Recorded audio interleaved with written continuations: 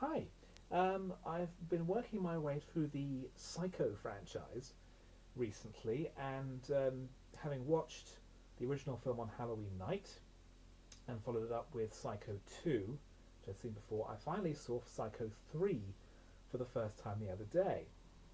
It was released in 1986 after the surprise success of Psycho 2, which is a pretty good film in its own right. Um, Universal decided to carry on with this unlikely franchise. So we had a new film with a new writer, Charles Edward Pogue, who the same year would write the remake of The Fly, and Anthony Perkins, who had returned for Psycho 2 to play Norman Bates, was returning again and also directing. The result is interesting.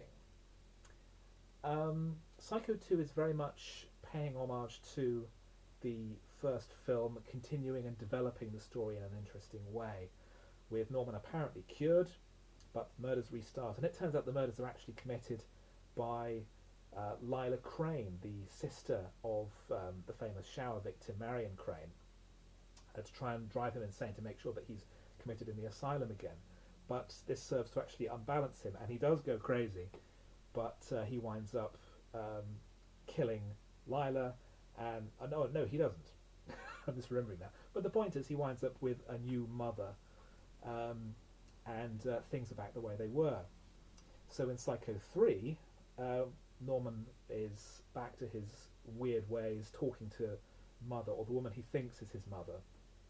He hires a new manager to run the hotel in his stead, played by Jeff Fahey, and a new guest at the hotel is a young woman named Maureen, who has run away from the convent where she is a nun because she's having a crisis of faith.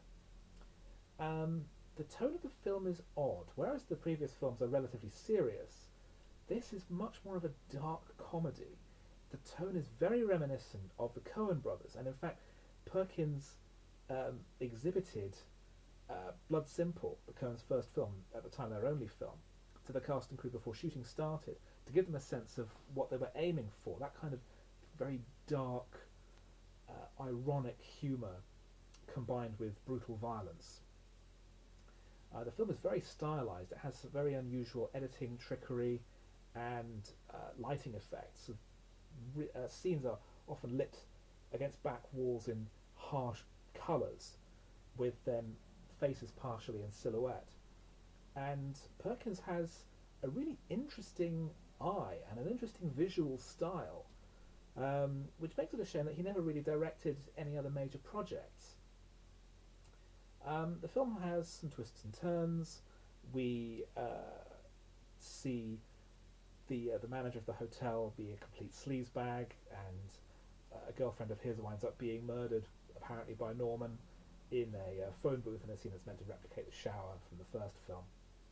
And Norman falls in love. Maureen is this sad, weak, vulnerable character who would be perfect prey for Norman, but he sees something in her that he sees in himself, and they actually fall in love.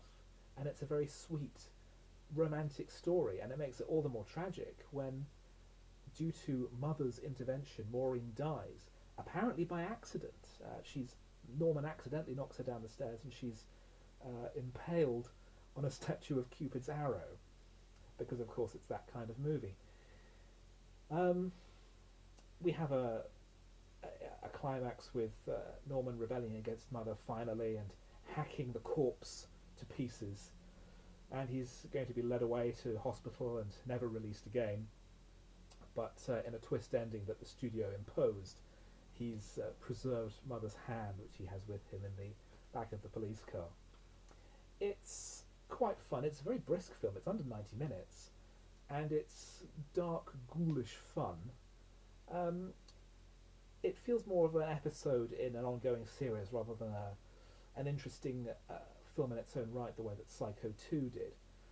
But I would recommend it as an interesting curio, a well-directed and very stylish debut by Anthony Perkins as director, and a fascinating continuation of the story of maybe the greatest horror film ever made. I'm looking forward to seeing Psycho 4, which was a TV movie, and seeing exactly where this story turns out.